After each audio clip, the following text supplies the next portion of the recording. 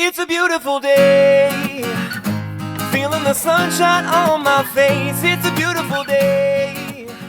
All right, what's going on, guys? It's Kevin from KM Outdoors. Hope everybody's doing well today. It is March 4th, Saturday morning, March 4th. It's early in the morning right now. Figured I'd squeeze a quick segment in.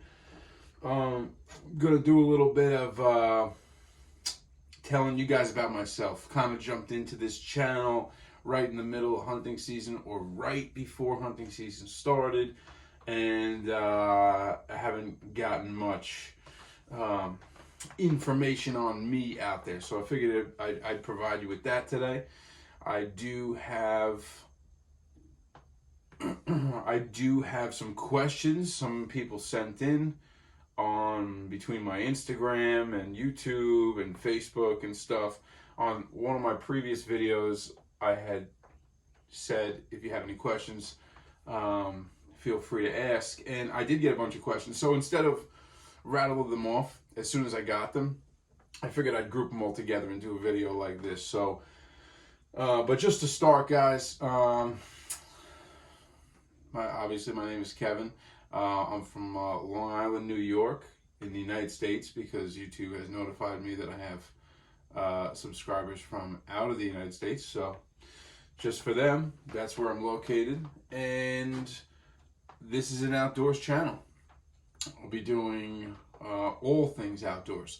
I know I started this channel, like I said, right before hunting season. So pretty much everything I've done so far has just been different hunts that I've been in and invited to and hosted myself, but you will get a lot of other stuff. I have a whole bunch of other trips that I'm into. Actually, one of the questions is involving that, so we'll save it, but there'll be plenty of other stuff. So before we start, check me out on Blue Collar Bow Hunter podcast. I was invited on the podcast by Zach. He's a good friend of mine. Awesome dude, really good bow hunter, and yeah, it was good catching up with him. I haven't seen him in a couple years, and it was good. So you could access that by, what I do is I go to the Instagram, and I'll put this up there. Go to the Instagram, I search Blue Collar Bow Hunter, I go to on his Instagram page, and then he has a link to his Spotify. You click on the link, and you can scroll down through the podcast, and you can select First Time for Everything, I believe, is the name of the podcast that I'm on. So you guys could enjoy that. Again, give him a like, follow, subscribe, whatever you do on that platform. I can't get it right, but show him some love. He's a good dude, and he's got something good going on. And very interesting. All right, guys, this episode of the channel is brought to you by No Faux Flags. You can see they made me a nice flag back here. Beautiful signs. They're all handmade. They got a Instagram, they got a Facebook, they got an email. Talk to Paul. He's the owner. I'll put all the information up here. He's the builder and the owner. So, same guy you're going to talk to is the same guy who's going to build it. They make custom wooden flags and signs. Great work, guys. I mean, you check this thing out. The finish on it is unbelievable. Second to none. Get yourself one. All right, so jumping right in here. Some of them I have who sent them. Some of them I don't. Like if you sent them on Instagram, I just don't know who it is unless your Instagram name is very obvious.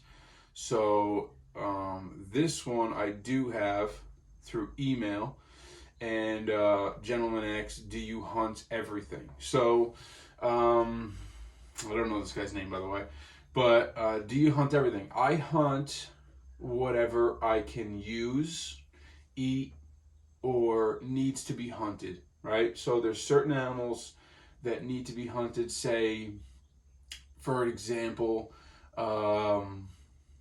coyote. Like if the area is flooded with coyote, I'll hunt them, because if the area is flooded with coyote, then the coyote will, they're going to prey on the deer, and they're eventually going to weed out the deer population to next to nothing, and then the coyote will,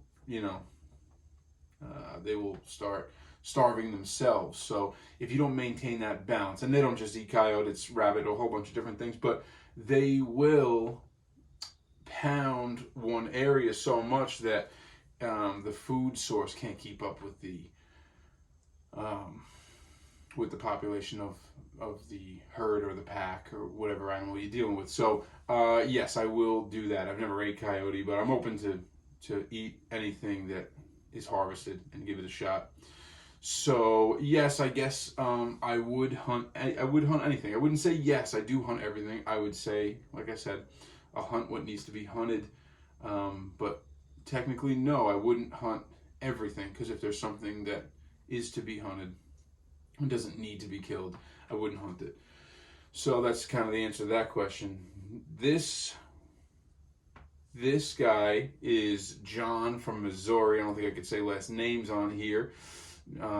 John has been in contact with me throughout this hunting season, and he's asked me a bunch of questions, so I've answered some of them, just him and me, but he asked me this particular one, and I figured I'd save it for this episode. So, do you come from a hunting family, and what got you into waterfowl hunting? So, I guess two questions here. Do I come from a hunting family?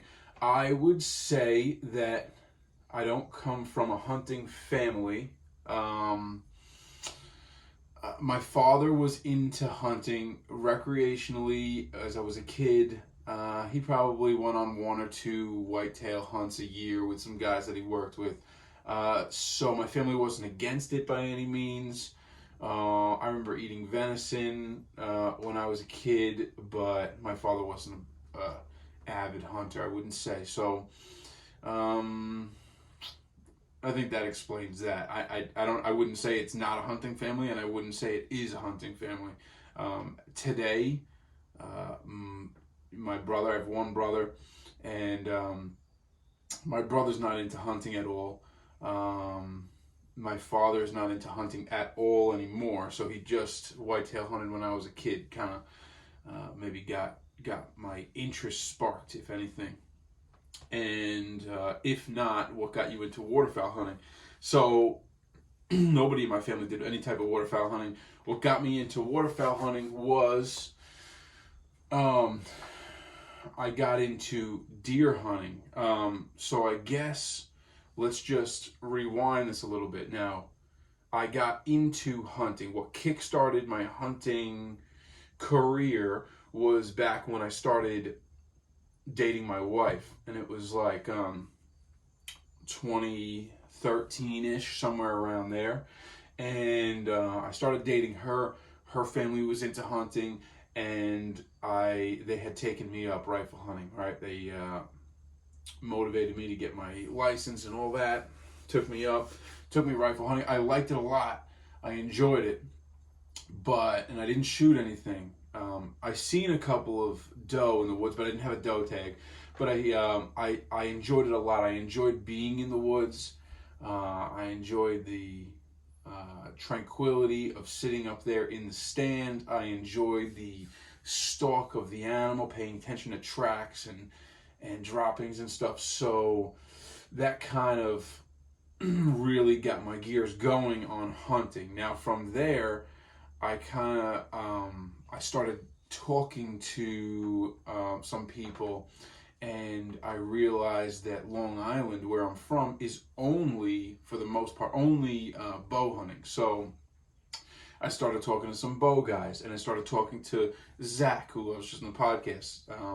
Started talking to Zach, and because I seen on social media that Zach was into bow hunting, and I started kicking around that idea. So I went up to my local archery shop, purchased a bow, and started shooting it, and shooting, got very proficient at it. Then I got into the woods, and I started, got myself a climber, started hunting, and I don't know how to describe it. I'm kind of going way off topic here, but whatever, I'll tell you guys the story. And I don't know how to describe it, but before I got my first deer, and I was kind of going out there, like, not really not really knowing anything, right? I was just pretty much just going out 4:30 in the morning, coming back at 6 o'clock at night, and sitting all day and hoping that something walked by. I knew whatever I could research. So I got to a point when I was hunting where I remember I got home one day and my wife, or my girlfriend at the time, she said to me, "Did you get anything?" And I said, "No, but I'm getting close." And she said, "That's impossible. How could you get close?" And I just don't know how to describe that. I don't know how to describe that feeling or why I said that, but nothing could be more accurate that I could put into words than that. And sure enough, the next time I went out is when I harvested my first deer. So, maybe somebody else on here that sees this could better put that into words.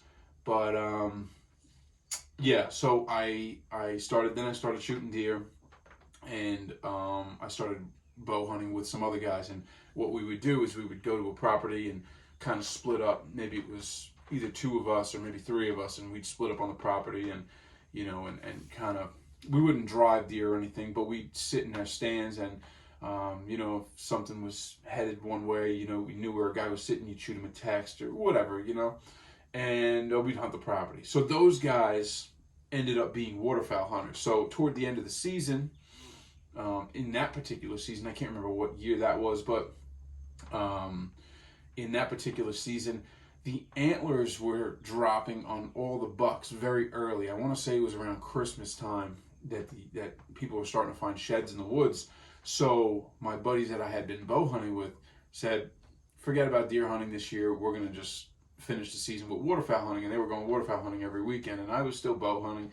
And they kept, hounding me, "Hey, you should come with us. Hey, you should come with us." So I got some gear, and I ended up coming with them by the end of the season. And I went out a couple times, had a great time. And my first time out, my first day out waterfowl hunting, first day ever, I had my 12 gauge Remington 870 pump, and I shot a banded goose. That's the band that you guys probably see on my lanyard. So that was the first bird I ever shot, and that set the hook in it for sure. So at that point, I pretty much hit waterfowl hunting full force the following year, and kind of put deer hunting on the back burner for a while. I still deer hunt. I like it. I do it, with my family, once a year or whatever. When I say my family, I mean my wife's family. So, because I explained my father doesn't really deer hunt anymore before, so I just didn't want you to get confused. But yeah, so I do family hunts and stuff every year. But I haven't this year. Actually, the first year I didn't pick my bow up at all. Next year I will. But that's kind of what kicked off waterfowl hunting, what started waterfowl hunting for me. So sorry, a little bit long of a story, but it's not a very easy thing to explain.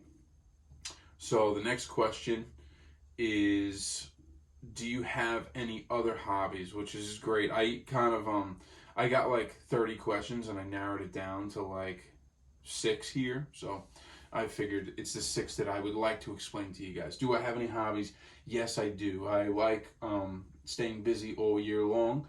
Usually right after waterfowl season, I start mountain biking.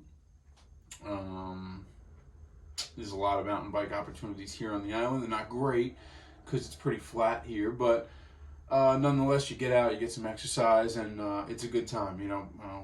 Blows a couple of hours. So right now my record is 600 miles for the year. I'm hoping to bust that this year, but my bike's still hung up in the shop, so I haven't gotten it out yet. So mountain biking is one, and then I enjoy camping. We do a lot of camping trips, me and the family, and fishing. I do everything outdoors. So that's this channel. It's not just an outdoors channel. It's not just a hunting channel. It's an outdoors channel. I'll do everything. So that's as far as it goes with hobbies. I mean, mountain biking, camping, fishing. If we really want to go off the topic, I don't know if it would make it even onto this channel, but I'm also I'm also a fireman. So I do a lot of that stuff also. Big into the training and stuff that kind of gets me motivated a lot. So, yeah, it's another thing I enjoy. I guess you can call it a hobby. So, next question. Do you have any tips for a new hunter? Yes, I do. New hunter. A lot of the mistakes that I made were not things that can be explained over YouTube. It was things that I've learned spending time in the woods, and I may tell you them right now, and you may just have to learn them on your own. And I think the number one thing that I learned is patience. Whatever type of hunting you're doing, the mistake that I would make is I would sit for as long as I can. And I'm not the most patient person, but I taught myself how to do 12-hour sits in the woods for deer. But I found that in the beginning, when I first started hunting, I would sit for as long as I could, and I felt like I'm sitting here for no reason. Like, let me change spots, or let me stretch, or something. And when I did that, a few minutes later, something would walk by, and I would spook it, and I wouldn't, I'd go home empty-handed. So I'd say patience, like sit still as long as you can, and then force yourself to sit still for as long as you can. Like, don't just give up very, very easily. Patience is definitely one of them. And I think gear too, get the right gear. If you're just getting into it, you want to see if you like it, I understand, get some cheap stuff that you want to make sure that it's for you, and you don't want to spend a lot of money right off the bat. I get it, get some cheap stuff. But if you're going to hunt and you're going out every day, spend money on your gear. Yeah, I am pro staff for Drake right now when this video comes out, so they are a good brand. I'm not just saying that because I'm affiliated with them. I'm saying that because I wore their gear a long time before I was affiliated with them at all. So I would definitely recommend Drake Waterfowl. If you go to their website, Drake Waterfowl, and I'll put this on here also, Drake Waterfowl website, so you can access like Old Tom if you're turkey hunting, or Non-Typical if you're whitetail hunting, McAllister brand if you're doing upland hunting, and there's even a Drake fishing brand also for different gear. So that is it's a good brand. Really, really, very, very good brand. I mean, I could show you some of my gear. I don't really have many of my gear over here, but like the bag back there, that's a Drake bag. My waders are Drake. My jacket's Drake. And it was Drake before I was affiliated with them. Again, I didn't change anything at all when I became affiliated with them. So I've always wore it. It was just the best for me. I found that other things leaked, other things that weren't reliable. So that was, I think that's another tip, is get good gear. Spend money on good gear. Get it wherever you want, but that's where I get my good gear. So this one is from Florida. Timothy in Florida. Now, so he asked me the question, what is your perfect day? And I know the answer, or this gentleman is probably looking for an answer like, I like to wake up and go on fishing charter in the morning and then turkey hunt in the afternoon. That's not my perfect day. If you want me to answer it honestly, my perfect day, it's not going to be, like I said, what you guys are looking for. It's probably going to be a little bit boring to you, but my perfect day is spending a day with my family. I love it. I love it. I love it. I have a daughter and a wife, and I enjoy spending time with them a lot. Like, that's my favorite thing to do. If I can wake up in the morning and we can go out, go get breakfast somewhere, and then go take a walk in the park, and just kind of spend the day together, maybe go out for, dinner somewhere, or even, have dinner at home and just be together with my family. You know, our schedules are so busy and stuff. They often clash with birthday parties we got going on and all this stuff. So, you know, my daughter's only 2.5 right now, but she's always got, you know, friends and stuff. Friends. Birthday parties, and my wife has her own stuff going on, and I got my own stuff going on too. So that's kind of my perfect day. Is I really enjoy I really enjoy that. I really enjoy getting together with them. So not too exciting for you guys, I don't think, but it's an exciting day for me. So what's your most memorable day of your life is the next question, and it's by the same person who sent me the most perfect day. Again, the most memorable day of my life. Again, you're probably looking for, I caught a 15-pound bass in Lake Erie. No, it's not. I would say my most memorable day is probably the day my daughter was born. And for anybody out there who has kids, you know what I mean. And anybody who doesn't have kids that's watching this, people told me the same thing, and I didn't understand it until the day came. But when my daughter was born, it was an unbelievably euphoric feeling when I first seen her. Unbelievable. Like, I've never, ever felt anything remotely close to that ever in my life. When, like, you see that, you know, your child is born, and it's something that you made. This person came from you, you know. Can never love something more. I say that, and as time goes on, I feel like I love her more and more. Like, it's my favorite thing in the world. So you guys will probably see her on here, because next year she's going to be 3.5 by the time hunting season comes. I'm going to maybe see if I can take her out, do a little squirrel hunting or something. So that's my most memorable day. Again, probably not the answer you're looking for. And the last question, what made you start the channel, and what's the hardest thing about it? What made me start the channel was I was doing a lot of things. I was doing a lot of hunts, a lot of trips, a lot of experiences with people, and meeting really great people, and doing great things, and had nothing to show from it except memories. So I really started it for completely selfish reasons. Not that I didn't care about you guys, I just didn't think that you guys would exist. I didn't think anybody would be interested in what I'm doing except for me. I just did it to totally document everything that I was doing. So I've been doing videography now for 6 years. Before I started my channel, I did videography and drone work for companies that were looking for, like, promo videos for their outfit or something like that for their outfit, and I would do a little video for them, and you know, and kind of do that as side work. I'd go away a little bit here, a little bit there on the weekends.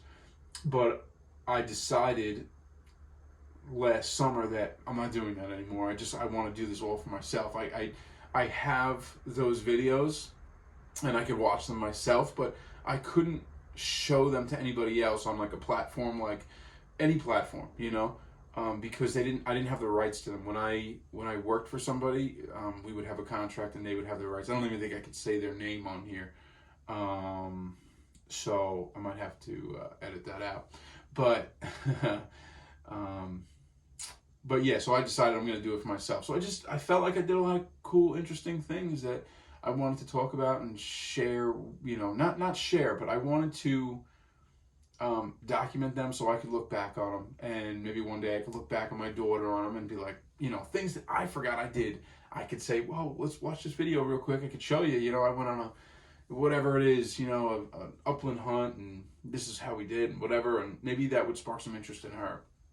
So, or even family members, you know, family members of mine that are on the borderline of getting interested in hunting, and maybe they would like to see it, you know. So that's kind of what sparked it for me.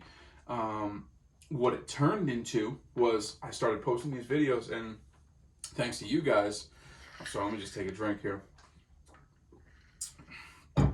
So what it turned into, was you guys became very interested in it, and everybody started messaging me and been getting a lot of attention from the YouTube channel that I didn't expect at all. So, I kind of feel like I'm doing maybe like a service for some people, like today I'm going on a trip on a fishing, it's a fishing show, I'll probably do a video on that. If it's worth seeing, I'll do a video on that. So, that's what motivates me to keep going. I think I would probably, if it wasn't for you guys being involved, I probably would only have 2 or 3 videos per hunting season, interesting things that I have going on. But because you guys, I feel like I'd like to show you things that may be normal for me, like taking a trip out on my boat and going to, slam some fluke or something in the bay. That's a regular thing for me, and it's a regular thing for everybody that lives on the island, but it may not be a regular thing for somebody that lives in England or something that may be watching this. They may be like, no, we don't do that, like I'm very interested in it. So I'll make a video on it. I'll show you guys, it's different things, and just trying to, I guess, spread and show you guys what my life is about. Not that it's the most interesting life, but you've showed me that you're interested in it. So so it's my pleasure to bring that to you. And what is the hardest thing about it? So I think the hardest thing about the channel was, I think this gentleman who sent this in to me, I don't know his name, but I think he's trying to start his own channel. So if I can give you some tips on starting your own channel, I think the hardest thing was in the very beginning when I first started it. I was very nervous to be on camera. I didn't want to post the videos anywhere that my friends and family would see. I was kind of a little bit, I guess, like embarrassed about it. None of my friends from when I grew up are really into hunting at all. I don't think any of them are into hunting. I think maybe a couple of them fish here and there, but I don't think anybody's really into hunting. So I was kind of a little nervous about that. I was so used to being behind the camera and not in front of the camera that it was a little bit shaky in the beginning, but that wore off pretty quick. I really could care less, what anybody thinks or has to say, because if you get somebody, and he asked me a little bit more than this, it's kind of a little private, so I didn't want to say it, but if you make a channel and you record yourself doing something and you enjoy what you're doing and you put your soul into planning it, and you really believe that what you're doing should be shared, and you really believe in yourself, and somebody puts you down for doing that, I think that's probably the same person that would never be on camera, that would never take that step to show other people what they do, and they probably don't do anything interesting either. So I wouldn't worry about what people say at all. I wouldn't be embarrassed by it. And the hardest thing about it is probably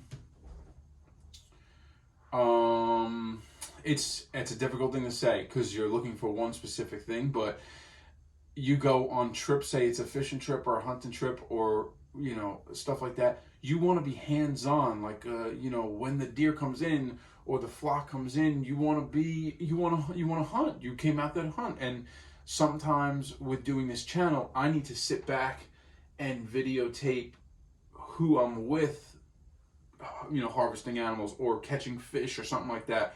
So I think that's a hard thing to do, because if you sit back and you don't record any of it and you just enjoy it for yourself, then you get finished, say you're fishing and you just get a school of fish that runs through striped bass or something, and bang, you're slamming them. Well, now it's over with, and you're like high-fiving, like, wow, that was great, and then you think, and you're like, I didn't get any of it on film. So me telling you guys I had a good fishing trip, it doesn't explain what I did, you know. So I mean, I'm not good enough with my words to explain that. So that may be the hardest thing for me is to film everything. Also, editing stuff is very difficult. Also, it takes a lot of time. Like I said, today is the 4th.